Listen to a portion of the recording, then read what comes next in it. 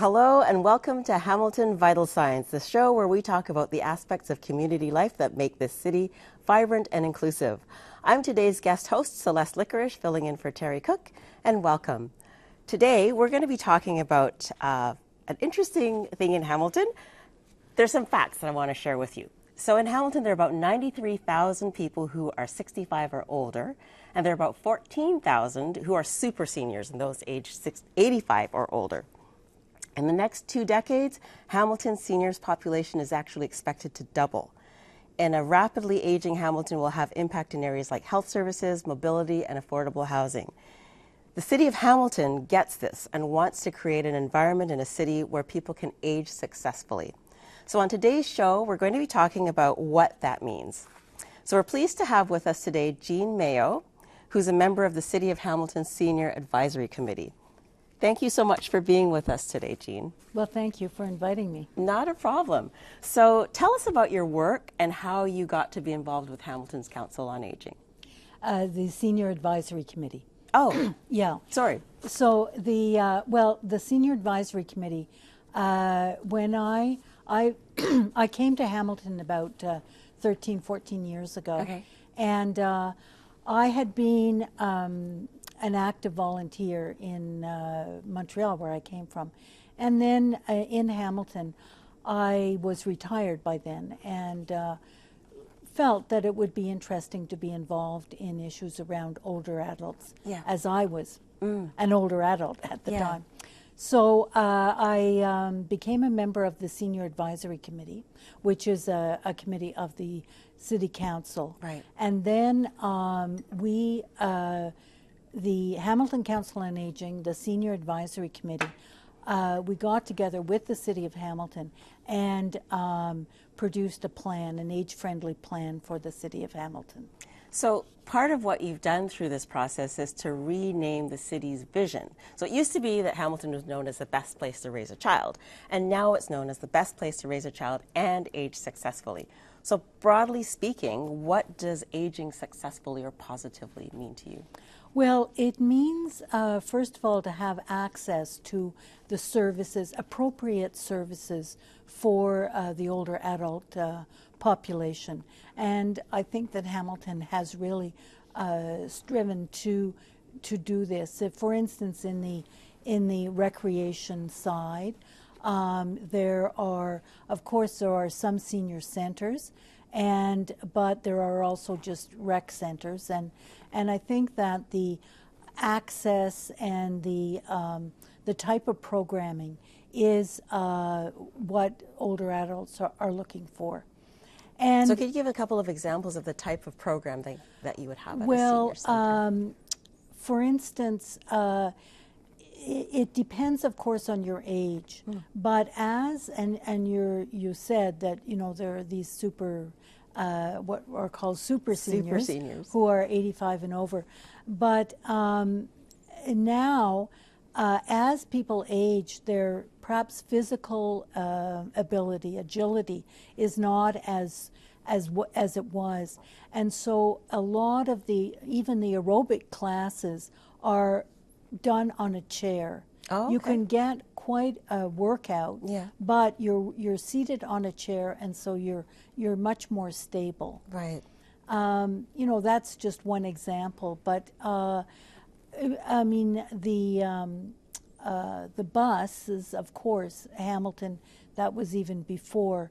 Hamilton has had low-floor buses. Okay. Which is an interesting thing about, transportation, I know, is a very important factor, and as people age, sometimes driving is no longer an option, so it's really important. Yeah, and of course, Hamilton is the only city in Ontario, and I'm not sure elsewhere in Canada, but it has a senior pass that is extremely affordable. Plus, over 80, people can board the bus for free. Really? Yeah. So they don't have to have the pass? They have a pass to show that they're over 80, but once you're 80, and I know, several people who've gone down to HSR. Maybe they haven't even boarded the bus, but they want their free HSR pass. Yeah, and that speaks to something that's really important is sort of as you age, keeping engaged in your community, getting out. Maybe if you've driven your whole life and now you can't, but you still want to be connected. Yes, that's a very important factor. The Hamilton Council on Aging has a series of workshops called Let's Take the Bus. Oh. And these are workshops that are aimed at people who haven't taken the bus for quite a while. And so there's a presentation, and then the bus comes to the location where the workshop is, Yeah. and everyone gets on the bus.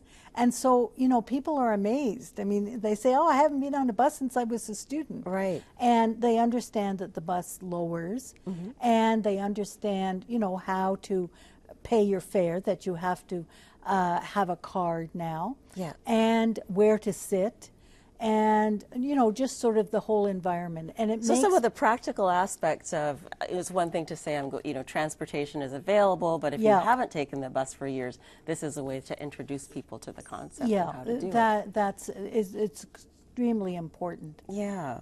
So that's one of the ways that Hamilton is an age-friendly city.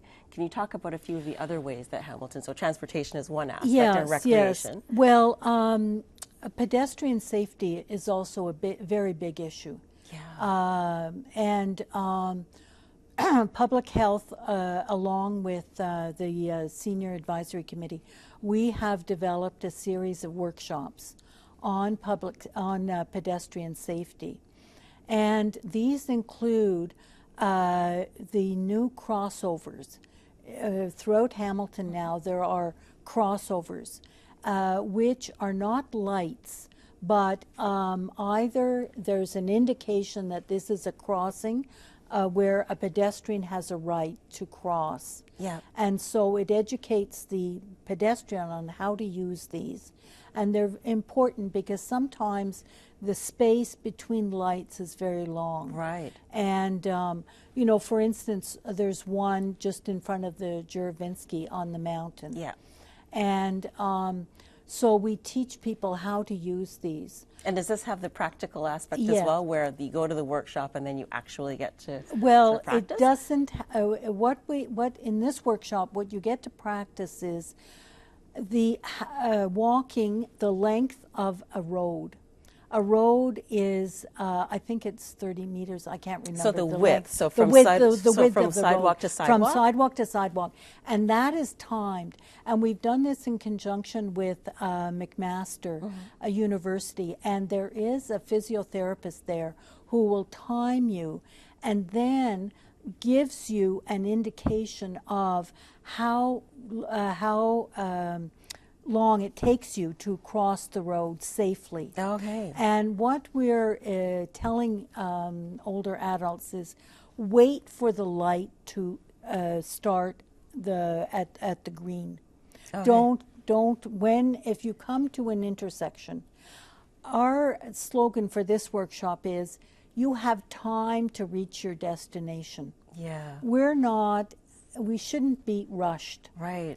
We shouldn't be rushed. And it's very challenging, though, because I mean, even when I'm a pedestrian myself, everyone is so busy. They're on their phones. They're going really fast. Yeah. That light changes and people rush out there. Yeah. But if mobility is an issue, or if you have time, it's sort of mentally adjusting that it's okay to Yes. sort of take your time and get across. That's right. That's right. And of course, we have worked in conjunction with Public Works, and at some intersections, they are making the timing of the pedestrian crossing longer. I was going to raise that too, because some of them they go quite quickly. So Yes. unless you're working Yes. with, so that's part of the advantage of being on a committee that's working with the city, because That's then you right. can integrate Yeah. some of those services. So I want to touch on super seniors. Yes. So how can we be ready to, if you've got a whole population of people that are over 85, I mean, some of the things that you've touched on, but are there other specific things in the plan that really help Hamilton be ready? Not specifically for super seniors, but what I would say, instead of asking Hamilton to be ready, I think the person has to be ready. And it is important that as an older adult, we are aware of our abilities. And of course, as we're aging, some of these abilities, for instance, vision, for instance, hearing, for instance, mobility, will diminish. And the strong message that I think is important is that we recognize when these things are happening to us. So let me interrupt you there for a second. If you're sort of going along your life, you're driving, you're capable, you're running businesses, you're doing all kinds of things. How do we help ourselves realize this? Because I'm sure there's a lot of denial going on. Yes, there is a big denial factor, that's for sure. Well, for instance, we have to listen to others. Oh, yeah. And I had an incident recently where a friend of mine was not able to really walk, and her friend was helping her walk. Mm-hmm. And then the friend said, well, you shouldn't be going home alone. And the friend said, oh, don't worry, I'm fine. And she let her go home alone. And unfortunately, she had a fall. And, so we have to, when you see someone, you have to let them know. Okay, hold that thought. We're going to take a little break, but we'll be right back. We'll be right back after this break. Don't go away.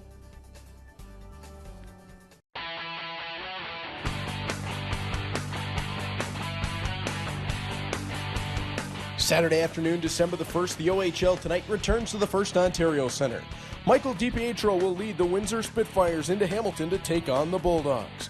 These two teams have been up and down so far this season, and both will be looking to get themselves right on track in this East-West rivalry meeting. You can catch all the action live in HD right here on Cable 14, beginning at 4 p.m.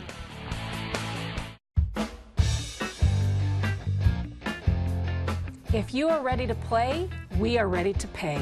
Kiwanis TV Bingo is coming your way. Pick up those $3 bingo cards at any one of almost 200 vendors around the Hamilton community. Tune into Cable 14 on Monday nights at 7 p.m. and win cash. Over $150,000 up for grabs this season. You won't want to miss it. Break a dabber.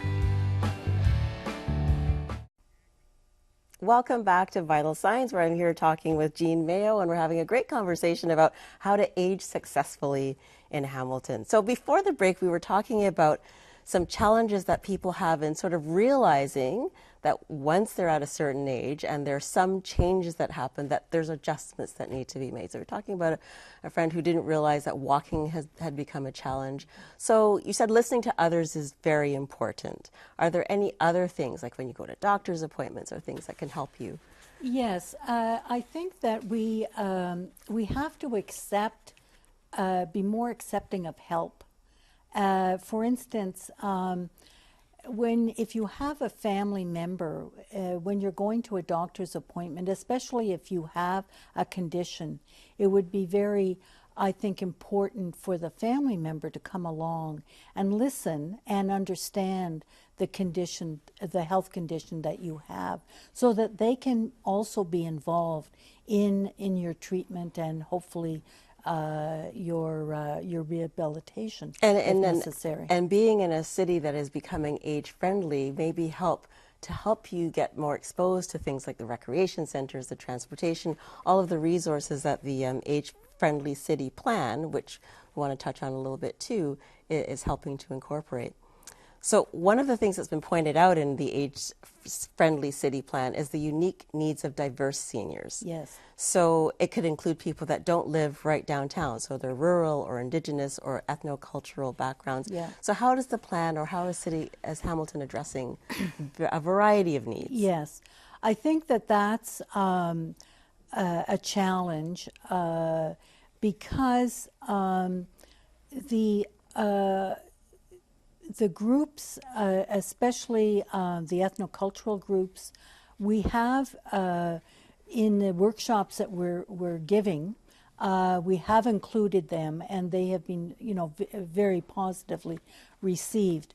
But again, it's a question of wanting to participate, and sometimes, especially if you don't feel comfortable in a surrounding, you don't want to participate. So that's, for instance, a challenge for the recreation centers. So are there barriers to some seniors feeling like they belong or are included, or have you been able to identify what some of those barriers might be? Well, the barriers could be the type of course that's offered. That's one thing, because there's a lot of just for instance, Bollywood dancing. Yeah. The South Asian community, I'm sure, loves Bollywood dancing, but now, up till now, no center is offering Bollywood dancing. Oh. But there is other kinds of dancing. So, it's that kind of thing that I think over time it has to evolve, and we have to offer a wider variety of classes. Yeah. Is language at all a barrier? And language can be a barrier, yes, of course. But there is, through the library and through the YWCA, there's a program called Peer Connector. Oh. And people can call if they want a person to come and help them connect to what's available. Yeah. And so it could be a barrier of, shyness. You've never walked through the door of this center, or it could be a barrier of language or another barrier. But by this peer connection, you could connect with someone who could help make an introduction. Right. Or yes. Yeah, that's really important. Because the other thing that I think about is that, some people might be at risk of feeling isolated. Yes. And that's not a good Yes, isolation, unfortunately, amongst older adults is very is a big problem. There's about 5% of the population, and when you talk about rural, that is very acute, because unfortunately Hamilton's bus service does not service some of the rural areas. So is the plan, when we talk about transportation and an age-friendly city plan, is it forward-looking in terms of what that could look like for seniors? Well, we have tried. Of course, we have to work within the confines of what's offered. Yeah. And we have lobbied the city to extend the HSR service. And I think that they are open to that. We'll see what the new council, the mayor, who's just been reelected, said that was one of his priorities, to extend the HSR service. So that it has a broader reach, because Yes. that would be very important. Yeah. One of the things that the plan addresses is combating ageism. So I want to ask it in two parts. First of all, what is ageism? Well, ageism is, of course, a stereotype. Yeah. You assume that the person in front of you or you're talking to doesn't really hear, doesn't understand. You have to talk loudly. You have to call the person dearie. Dearie? Yes. Okay. You're not treating the person as equal to you. Yeah. And but on the other hand, I think that as older adults, we also have to be cognizant of keeping up with the times as well. Yeah. And for instance, there are a lot of opportunities for older adults now to learn to use the iPad, to learn, Facebook and all of the modern social media tools that are there.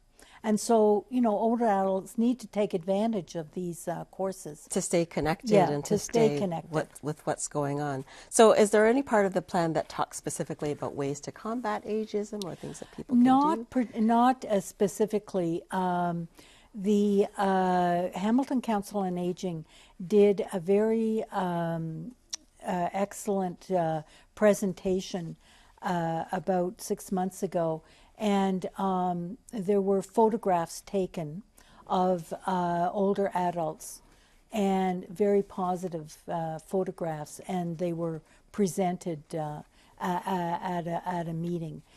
And also there was a project of the federal government as well, and these of taking photos of older adults. So they'll be appearing, I think, in advertisements and so on. And that can make a really huge difference, because if you don't see yourself reflected in advertisements as being a part of what a vibrant society is, then you will self-exclude. That's right. And so it's really important that that happens. Yes.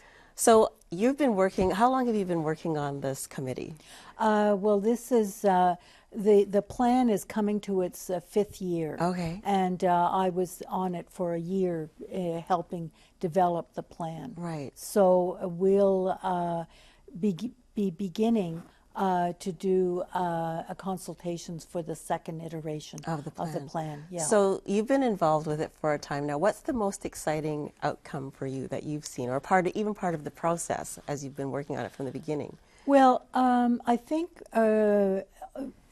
if I may, the amount of information and workshops that we've developed and that we've given. For instance, I mean, just one is adaptations in rental buildings. Oh, okay. So, you know, you're a renter, but, you know, your physical environment needs changing. Yeah. Either a door handle or very especially is grab bars in the bathroom. So you're saying a lot of rental units don't come with those? No. And so we're saying that you can go to your landlord and ask that they be installed.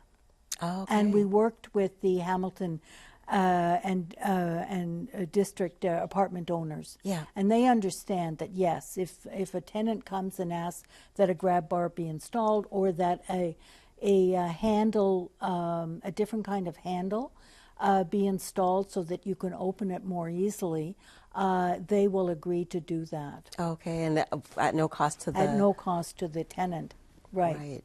And then another resource is extremely important. It's called Community Resources for Older Adults. Okay, where can people find that? Are those online? Okay, these are all online. All right. There's in the City of Hamilton website, there's a seniors page.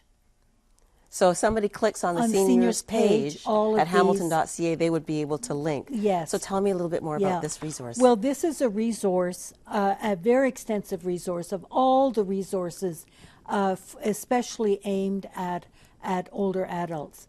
And so, for instance, it talks about your pensions, food access. It talks about health. The clinics. So it's a comprehensive guide for anyone. It talks about day programs that are available.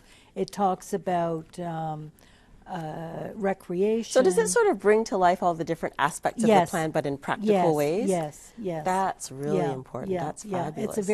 It's a very, very important guide. So you said that you're going to be looking at phase 2. What's next for the age-friendly Hamilton plan? Well, there are, I think, a few gaps. I think working more closely with the ethnocultural and the First Nations and the rural communities are very, very important.